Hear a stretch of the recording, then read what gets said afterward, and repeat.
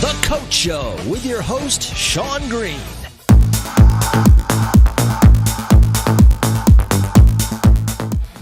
Welcome to The Coach Show. My name is Shaun Green. Our featured guest today is Martin Jacobson. Martin Jacobson is arguably the most successful coach in New York City history. Last week we looked at a documentary called Coach, which was provided by Setanta. It was an amazing insight into New York City soccer. Today, I'll be traveling to Manhattan to meet with Martin Jacobson. We'll be taking a trip down there, and he'll be discussing what's it like to coach in the inner city and his experiences at working in one of the greatest cities in the world. So follow me on a trip down to Manhattan.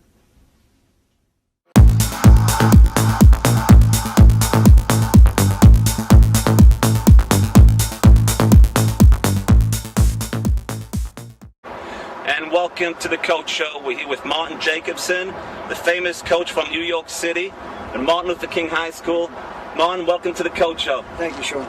This was the longest trip. We probably could have went to Europe by the time it took us to get through the traffic to get here, for your hometown right here in New York City. What a fantastic city.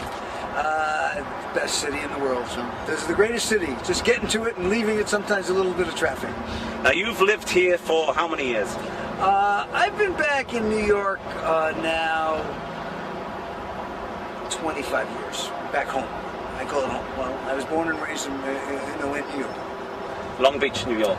I was born in Brooklyn and raised in Long Island. Correct. As a high school coach, you have an unbelievable record, 12 championships in 14 years, against 110 different schools in the city here in New York City. That's just a phenomenal record that you've had. Out of all the famous athletes and all the famous coaches in the Big Apple, you are arguably the most successful and most consistent coach in any sport. So they say. That's all I'm going to. So they say. I've had the distinction and the honor of winning many championships and a greater number of percentage of wins. And I've been fortunate. I've been very lucky to have gifted athletes and possess, some records. Yeah, winning as coach in the history of New York. It's been an honor, and I attribute that to my great kids that played for me. We've just watched a fantastic documentary by Liam McGrath, the Irish filmmaker who came out here. That was, I believe, 4 years ago. It came out, correct. It was filmed in 2002, so it was actually 6 years ago. 8 years ago, or in 2003, and then I think they released it in 2004 and 5. So it's been a little bit longer, but it was quite a story, as you can tell. One of the most phenomenal documentaries about soccer at any level that I've watched. It was a great insight into the lives of the kids that you work with, and a very special relationship between you and your players. Well, originally produced by Setanta, so they had a great inkling to find out what goes on in New York City. And one of the things that went on is the struggles of some of our young immigrants, and I think they portrayed it, and the conflicts of any coach that goes through on the documentary. Personality conflicts, strategic conflicts, competition, all of it's molded into one, and it was quite a documentary. I believe it was nominated by the, I call it the Academy Awards of Ireland, but the Movie and Television Awards was nominated for their top award back in, I think, 2004 or 5. Correct. New York's often referred to as a melting pot, and I thought that documentary really was a melting pot for soccer. You have players from every different country virtually on this planet. How do you blend these players together? How do you get a winning team out of so many diverse cultures and characters? Well, the mix of ethnic cultures, the diversity is tremendous, and New York City has that in general. A third of our students, to a quarter to a third of all our students are immigrants from other countries. Newly immigrants, even more of them are probably immigrant roots from far away. To blend in a team of different style and cultures, as you know, there's an Hispanic style of play. There's the speed of the West Africans is quite a challenge. But if you get them to work together and consider each other friends and brotherhoods and bonding, and it's all part of coaching, bringing a team together of different cultural and skill levels too. You were quoted as saying that being a part of Martin Luther King soccer is about becoming and getting a better life. Can you explain that? Sure, Shaun. You know, these kids come here pretty much with one thing, a great skill and a great love for the sport we all love. They have to learn a language that's different. And many of my children do, because they're coming in the ESL, English as a second language. They have to, go through an inner city school that's not always the best, with situations that arise that could be a danger to them at times, even though I try to isolate them and protect them. They come here with one thing in mind. As a parent says to me, he is now yours. This is your son. They tell me these things. The thing about it is, I've been so successful with their playing ability. They get noticed so much between myself and, of course, the clubs they play on, that their better life is usually a great college scholarship or at least financial aid to allow them to play at a different level post-high school. So the biggest motto and the biggest sign in my office has always been, playing soccer for Martin Luther King is about getting a better life. Well, you've literally produced hundreds of kids who've went on to college, great players who've went on to play professional soccer, but the most impressive statistic for me was that 80% of your players are graduating, and of those, about 95% of those players are then going on to college. That's a phenomenal statistic. Something to be proud of their ability to perform under circumstances and learn. And of course, it is a great thing for me. And actually, it's actually risen to about 85 to 87% graduation rate. And the city, as you know, hovers around 55, 60%. And in the country in general, we don't have a great graduation rate. So when they play soccer, their goal is to graduate. And this year, I may have 100% from this team. That's fantastic. It is.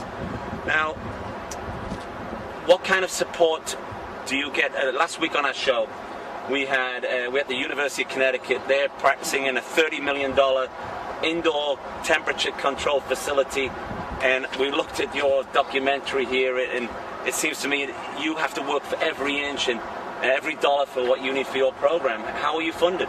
Well, the funding part is donations. I get some more recently over the last few years. Nike's been kind enough to donate some product for my kids. The other thing is for transportation, for meals, for anything we do to travel a little bit to Connecticut, whether it's Westchester County. I have to ask some benefactors to come through with some cash, and been fortunate enough to do it. And a lot of times the cash comes from my pocket. I can guarantee $2,000 to $4,000 a year out of my pocket, easily. And Nike have done a super job supporting your program. They have. They've been great. They've been a supporter since for over 10 years. They even supported the entire public school athletic league by giving them hundreds of cleats at one time. They bailed out. I remember when they were going to close JV programs in the school, Nike came through and with a huge grant and kept those open. We rely on benefactors and great sporting companies to assist us in New York City. It's the only way inner city kids can get help. Let's go back for one moment, Martin, to the documentary we just watched. The two main characters, the two main players in that documentary. Tell us what happened after they finished that one. Well, the two main characters, as you watch that documentary, were Ibrahim Fadiga, and Maurice Johnson. Two quite different characters, one from Jamaica, one from Guinea. The story on Ibrahima was that his father was being sought after for torture or killing, or in Guinea when the president of Guinea died. So he came here on asylum. The story of Maurice Johnson was that he was a young Jamaican boy that, as you know, had a rough upbringing, and his mother was unemployed. And it was an interesting piece. And then both of them had this stubbornness to them that was so difficult to overcome. Not liking each other, yet one had to deal with the other in order to win these games. And I always said winning cures all ills, which, as you know, at the end, we won the championship of a very, very strong team we beat at the time. Both of us nationally ranked at the time in the top 20. Couldn't have wrote a better script for that documentary than the way you finished. Liam sure picked out the two right characters to take it out of me. Actually, it was about the worst 2 years of my life coaching. The most difficult, not worse, because we won 2 championships, so nothing could be bad. But the thing about them was it was definitely, Shaun, it was a difficult, stressful period of coaching for me. As many coaches have gone through. I know I'm not the only coach that's ever gone through this kind of turmoil and conflict. And the thing is, Martin, once you've committed to a project like that, and it's not just your commitment, but commitment from cameramen, commitment from funding, you're in it. Whether you win a championship or you come in. You know, I'll never forget the great thing about the movie. They were so excited when we made it to the championship. They flew in 4 cameramen from Ireland at the time, and I just thought that was great. And they were all hoping we'd win. And there's another version of that documentary, which is a longer version, that went to a company called Arte, I think, in Germany. And it's a 2.5 hours. And they filmed that coach, my nemesis at the time. They filmed him, and in the locker room, and oh man, he said after he said, let's bury the hatchet. So again, we have duplicity. We have people that look at you with one hand and say another thing, and don't we all go through that in life? We do. Let me ask you a question about that, because one of the controversies that's been a sore point, I would say, with the success that you've had, are with coaches who maybe question the validity of some of the players that you bring to your program.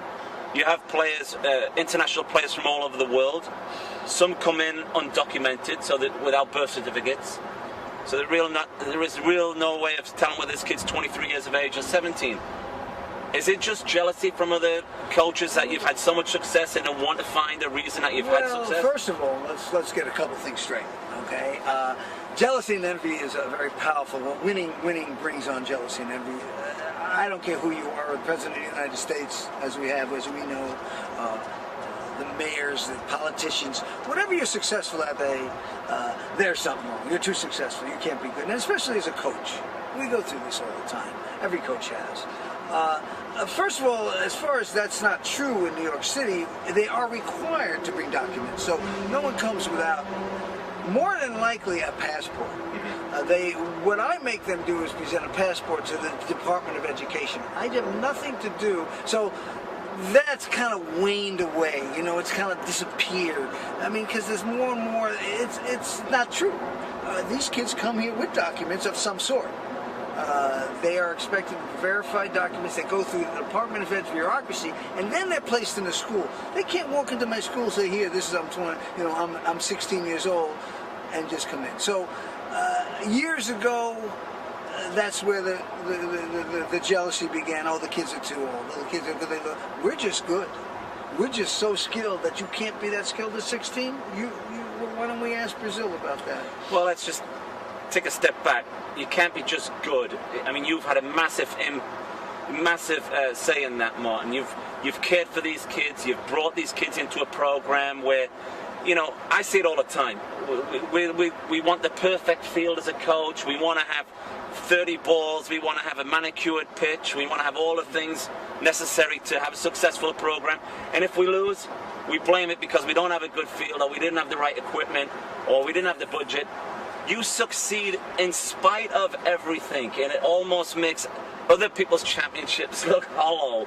So let me ask you, what do you feel is the hardest part of coaching in the inner city of New York? Well, we don't have a field to practice on. We have no fields. We have some balls. I have a large gym, teaches a small passing game. I make do what I can. I get kicked off the parks for years. I make believe I have a permit when I don't. You know, I try to find a piece of grass and clean the dog manure up, let's just say. I do everything I can to just get a little practice in. Could you imagine if I was able to practice set plays? I don't have a goalpost. In the early years, It was a garbage can, 2 of them. Now, I'll find a field with our goalposts. We will put down cones and say, this is your goal. Has it gotten better? No, not that much. We still have trouble finding it. What I do is I found a field they just built close to school, but they have a game every day on it. So I rush them over to the field so we get some shooting practices in before they start playing on a real goalpost. We go through a myriad of problems. We go through a myriad of situations that is not UConn-ish. It's not the women's coach of the $30 million facility. We have none of that. We have passion, we have heart, we have skill. That's what we have. Arguably one of the, if not the most successful high school coach in the country. Why stay in New York City? Why not go to another state where they maybe can offer you that? Why stay here? I told you the greatest city in the world. Did I say this is not the greatest city in the world? I'm here because I love the city and I love my program and I love my kids. I'll never get kids like this. I'm not a suburban teacher. I'm not a suburban coach. I just never really went out there. I call myself a schoolboy coach. I'm a schoolboy coach dealing with schoolboy issues and a large inner city high school. What effect did 9/11 have on you personally living in the city? Well, you know, it's funny. We're sitting here looking at that bridge back there, and yet over there with the towers, and I came here. Now, the story is an interesting story. Sitting over there is a little soccer field, with not much of a grass. It was pretty much dirt. When 9/11 happened, I took all the kids from the school that were in the ESL, English as a Second Language program, and I took them to a soccer field. We couldn't get in or out of the city. I'll never forget this. So after school, I took about 200 kids, and I threw out a soccer ball. I know it's 9/11, but you know, I just throw one ball. And just let them kick it around. Let's get your mind off things. Let's stay here until I get each and every one of you home safe. You know, they closed everything. Every bridge, every tunnel, everything was shut off. These kids' parents were worried. We didn't have, we tried it, back then wasn't a great amount of cell phones, but we had some. So we went ahead and I did that. And right from the end of, as you can see, we're on a pier. Beautiful pier near the school. And I sat on the pier and I watched from the field and the pier, I watched the towers burn. And it was quite a feeling of despair. And yet, knowing that I'd be helping some kids, it was great. It was good.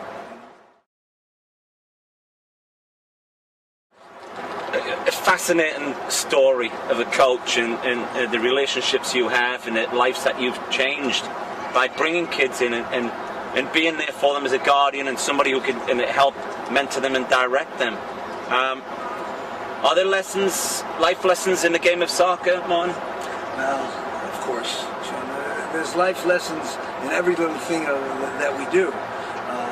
Life lessons for soccer is to me, I always say, I use the term life lessons. Well, one is learn a passion, keep your focus. And one of the life lessons is your heart. Everything should come from the heart. So I always say that to the kids. And I use the care, which is French for heart, corazon, which is Spanish for heart, and any other language I can find, to bring out the heart. The lessons they learn about success carries through them throughout life. The lessons they learn about despair or losing a game or struggles carries with them.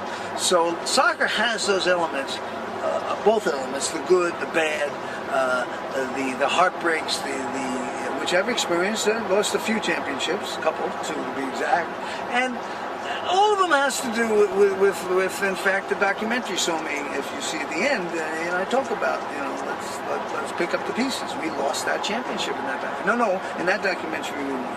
I'm sorry. And another one I had lost. And I always talk to them about the struggles that they go through. So it is very much a microcosm of the world, life's lessons. And it is more about how you handle defeat rather than how you handle victory. And you've won probably 95% of the games that you've ever coached. But how do you handle defeat? It must be foreign to you. Well, first of all, yeah, I've been fortunate enough to win about 90%. Do you dismiss it as soon as you walk away from the game, or does it hang around for the only like a bad one that really relative? hits you hard is losing the last game. See, you always have to win the last game to be a champion. That's the way it works. You just have to win that last game. If it's the last game of the season, it's the tournament, you got to win. So I always use the term, one guy said, a good friend of mine says, you know, he lost, and I lost a couple. You better take away his shoelaces, you know? Because I would take I was ready to string, and a year I feel bad, you know, a whole year. It eats me up. But I don't show that to my athletes. I show the kids, you lose with grace. That's one thing, if you have to lose. And you be proud of what you've accomplished. So I've been fortunate enough out of the 14 years to win 12 and lose 2, but made the championship, which is in itself, being in 14 consecutive games for championships is quite an honor. And those times of despair, we just pick up the pieces and work towards the next thing, which is another championship the next year. Let's talk for a moment about times of despair. Okay. Being a recovering drug addict for 25, 30 years now? Longer? 26 years November. 26 years November. I will have what they call clean and sober. I've been straight, narrow, a drop of alcohol, drugs, anything more than maybe a Tylenol has gone into my system, not even anything. Proud of that. My family's proud of that. And to make that kind of recovery, I don't know, some people say from heroin addiction is must be one in thousands, maybe thousands, make it clean. So I'm unfortunate. What point, because you were coaching at this time too, when you started doing drugs? I was in New Mexico. In New Mexico. I was the first high school coach in the state of New Mexico, a public high school coach. It was quite an honor. I started it in 75, 74. I started a club. Then we became the first public high school in 1978 to have a team. There were some private schools. I kind of pioneered it. Very proud of what I've done. And then a few years later, 5 or 6 years later, I got addicted. I got strung out on medication first, and then heroin second, and it was a struggle. It wasn't good, and I was working, teaching, coaching. Yeah. It was a dichotomy of life, you could call it. It was the 2 different lives I was leading. At what point, Martin, would you say that, was there a defining moment where you looked in that mirror? Was it a series, or can you tell us at what point did you say, I have a problem, I'm going to stop? When did that happen? Numerous things. Every day you look in a mirror. When you're an addict, every day you look in a mirror and say, God, can I not be like that normal person? Can I not be a Shaun Green? Why can't I be straight? I don't think you want to be like me. Well, maybe not, you know? Well, no. Are you kidding me? Right. It would be an honor. So, you know what I'm saying? You look at somebody normal. I remember driving my car and just looking at everybody who's walking by you or driving by you and saying, why can't I be normal? Why do I have to have this gorilla on my back? I don't even call it a monkey, I call it a gorilla. I would say, why can't I be like them? And you pray it, and the next day but you're so physically addicted and mentally addicted and spiritually screwed up, because that's what it is. Okay. And it just came to me one day. I pretty much got run out of town, more or less, we would say, but not totally run out. And I hit such rock bottom, that there was only one way to go, was up. And I'm talking about penniless, homeless, a daughter who was 12 at the time, 13. And just the key is how bottom is bottom. And I hit rock bottom, and I was able to, the grace of God, and I told the grace of God, make a move to change my life. And I did. I got up, and I said, that's it. And I came back to New York. Came back home. When I was in your office this afternoon and we saw all those trophies in your office, it occurred to me that your biggest victory was not a trophy sitting on the shelf, but maybe that was your biggest victory. Would you say that was true? Well, absolutely. To be given the second chance in life, to be given a chance to live, drugs, alcohol, block feelings. And now, without them, you get feelings. You're able to live life to its fullest. And that was something, I have to say, it's not to say the biggest victory in my life. It definitely was an obstacle to overcome. But beyond belief is addiction. It's a disease. It's devastating, and I was very fortunate to be able to overcome it. And it doesn't take away from my other victories. Because of it, I became a stronger person, and I was blessed with all these championships. Well, I think you are a very honest man, a very brave man, and to share that along with your championships and your success you've had, to be able to come forward and say that outright, that these are the experiences you went through. The beneficiary of that you must be able to help kids who you identify. And drugs are very prevalent in high school now, in college, even junior high. What advice would you give to a young kid who was dealing with his own demons, whether it be marijuana, alcohol, gambling? What advice would you give to a young soccer player or a young athlete? Well, if I'm talking to the world, which I've been fortunate, I think New York City kids who make it through school are less apt to use drugs than the suburban counterparts. Why is that? The culture. Kids are struggling here. Not to say they don't dabble. I've been fortunate on my team. Let me just say that. I have not had a count to that on my team. Once in a while, someone drinks something or it's stupid. But compared to what I know of the other children in this country, the suburban player, I would call it, for lack of a better word. It's an issue. It's a big issue in suburban high schools. Yeah. It's a lot bigger issue because the kids who, and now I look at two different things. One, you talk about my soccer kid is not affected. And two, you talk about my overall young student who's in New York City. That's different.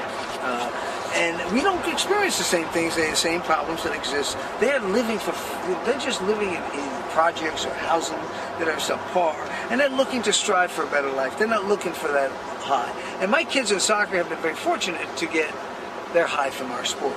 Now, in the world, but when a kid does come to me with those issues, basically I'll do anything to help them, whether it's one of the kids I work with in school or whether it's one of my players.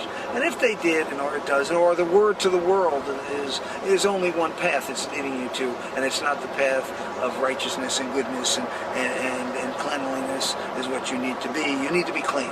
You need to be clean and sober to actualize and realize your future and your life. Some of your kids on your team are in group care homes, right? Well, we've had numerous kids like Ibrahima, who came here and ended up without a home. We call them homeless, and they had to go into group homes of foster care agencies and survive some rough times. In fact, some very rough times. And I have two right now in foster care, and one of them is lucky, got into a home that a woman's a foster mother. Sometimes they're not just in foster group homes, as we call them in New York City. That happens when they become homeless themselves or have no way of supporting themselves, or anybody who's willing to support them, or the parents aren't here. That does happen. How do you get your players in off the team? Well, God drops each one in my lap. I work with, I think reputation. Kids apply to in New York City you can apply to any school you wish, and kids can apply and they can go anywhere they want. It's an open enrollment. So between the kids who come from 8th grade can apply to 9th grade. So a kid can go at any time apply to be in that building. Right now, the restructuring of the school has 6 different schools. We don't need to discuss the Department of Ed. Basically, Martin Luther King has 2,500 kids, different areas of concentration, from theater to art to technology to a partnership with Hunter College. Those schools are there. Kids can apply. Now, a lot of times I work with club coaches who say, I want you to take a look at this kid, so I go out and see him. And I meet them, and I meet the family. I say, would you like to come to my school? I'll make sure you graduate, your kid graduates. So we can go and do that. We can do that in 8th to 9th grade. Is that recruiting? I call it attracting. And I thought I'd call it, any coach in the city does it. And so some of these other coaches that have made those kind of remarks, they can do it also. And you know what? They do. My nemesis, arch rivals, 2 schools, absolutely do. The same thing. The good schools do it. And then you get lucky. You get a kid sent to you, like I said. Look at Mansour and Jai. Just one day, UConn, the captain, All-American, just came and showed up. I mean, I got lucky. So I said, are they dropped by God? They're dropped. And then I tracked a few more from the program. Are you a religious man? I'm a spiritual man. Yeah. I'm a spiritual man. I'm Jewish by my parents immigrating from Lithuania, and that way, my grandparents. I believe in freedom of religion. I believe people should be religious, and if they choose to be religious, I work with a lot of Muslims. Always respect their practices. I just believe there's a higher spirit, there's a higher God. That's how I got out of trouble with my own demons, as you talked about. And that's how I pray to win championships. I definitely feel sometimes I'm connected. I know people will make fun of me. I carry a crystal around. I consult with the Marabous of Africa, which are very holy spiritual men. Are you superstitious as a coach? Oh, absolutely. You know, I find a nickel, a penny on the floor. You know, if it's heads up, you pick it up. And you take it and you throw it and make a wish. Every bit of superstition, magic, power, I will recruit. I go through group mass prayers. I will go to a priest in Italy that I met once, and I said, hey, do me a favor. I want to show you something. And he'll pray for me. And this is true. This is true. I've done that, you know, when my world travels. I'll say, listen, I'm a soccer coach. Give him my card. I say, you got to do me a favor. You see those championships? Add one. Get the next year. Right now, of course, I'm working on 2011. 2010, I'm sorry.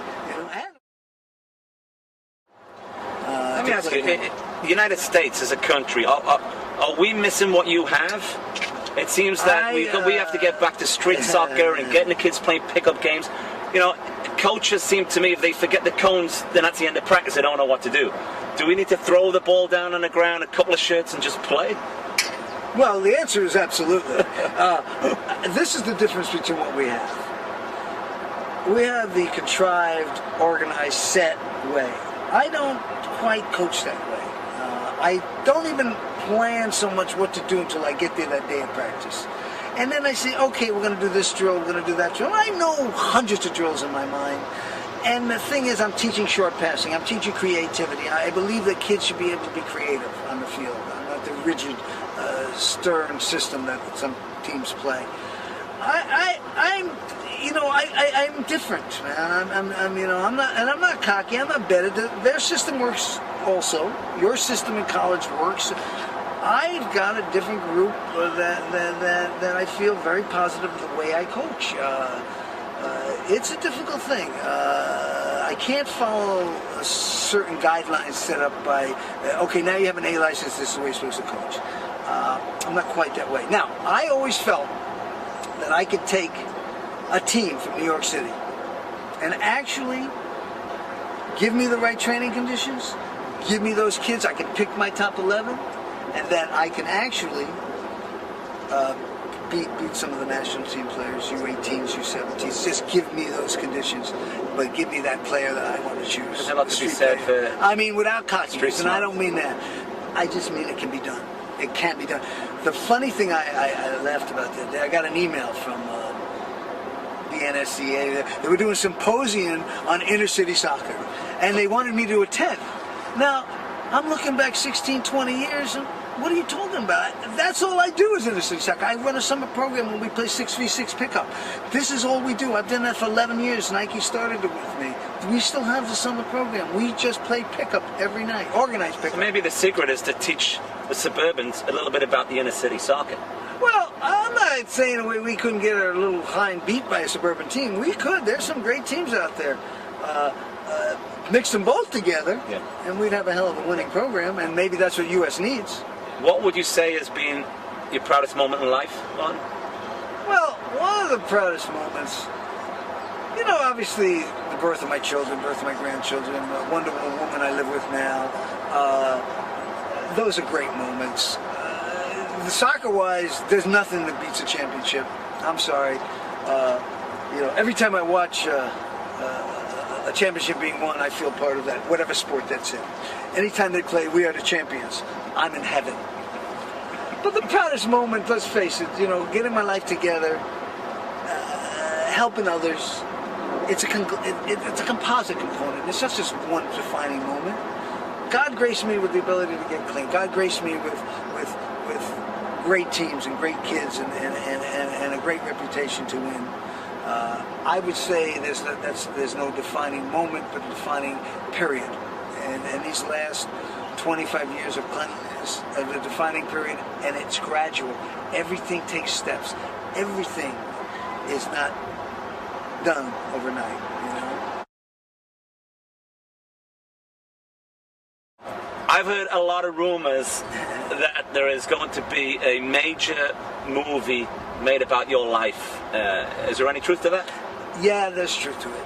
There's great truth to it. I'm being honored with a great group, and I don't want to give away who the group is. It's a production company and an agency have are in negotiations now, serious negotiations with a contract. So our contractual things are going out, lawyers are talking, people are talking. So I think when they're ready to announce it, they will, and that will be fun, because through it, we might be able to change others' lives. Through it, any good movie that brings this to you, Shaun, you know, if you can invoke change for the good of man, if it's said if you help one other person in life, you've saved the world. And that's what I believe in. And so if something does come up with this, which, again, God, go pray for it, and God willing, it'll bring a championship and a movie, it can help people. It can help life. It can help people achieve what they need to achieve. Help others, and your life will get better. If they do make this movie, who would play Martin Jacobson? Who would you like to play Martin Jacobson in this movie? Well, the good thing... Tom Cruise? Is it the shave his head? Well, first of all, it has to be, I know who I'm dealing with, and they've already talked to me about it. But it's all hypothetical. The script will be given to about 20 different actors, and someone who's 38 and 40, tremendously good looking. And of course the body has to be strict, because you can't gain any weight after 60, And a sense of humor. And you have to joke around. You never take things to what I call serial, which is serious, and we have to do that. So whether it's Pitt or Mortensen or whoever it is, let him, make sure he works out a lot. Make sure he's lifting every day so he can stay, flexed and vexed and all that stuff. And we'll give him a little team talk. And we'll definitely do that. So let's hope it's someone real super. But let's hope it happens, because it would be fun for me. It would take me to another level. I'll be able to develop a foundation for kids and help more kids in the world.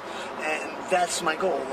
I've already started one, and it's coming along. It's just beginning. Formed an LLC that you knew about. Is there an internet TV set? Well, CoachJake.net right now. Yeah. And I developed, so I have a scholarship fund. All my kids this year will get a laptop from Jake.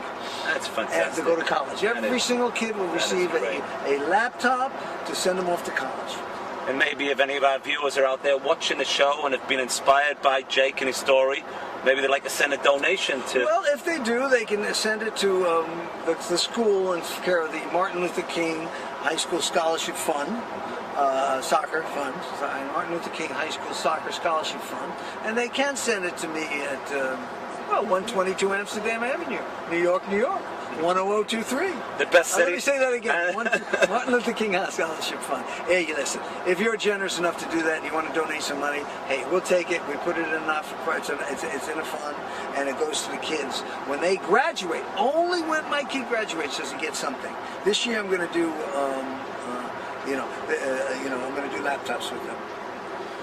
Well, Martin, the whole concept of this show originally was to share experiences with other coaches around the world via the internet and on TV, and to give them the opportunity to peek over the fence to see how other fellow coaches work and how they affect people's lives and environments they work in. We're very pleased that you granted this interview and allow us to do a piece on you on the show here. You're an inspiration, not just to the kids and to families, you're an inspiration to coaches all over the world. Wish you nothing but the very best, and I'll be the first at the box office to buy the ticket when the movie's out. Thank you very much, Martin. Appreciate it. Thank you. Okay.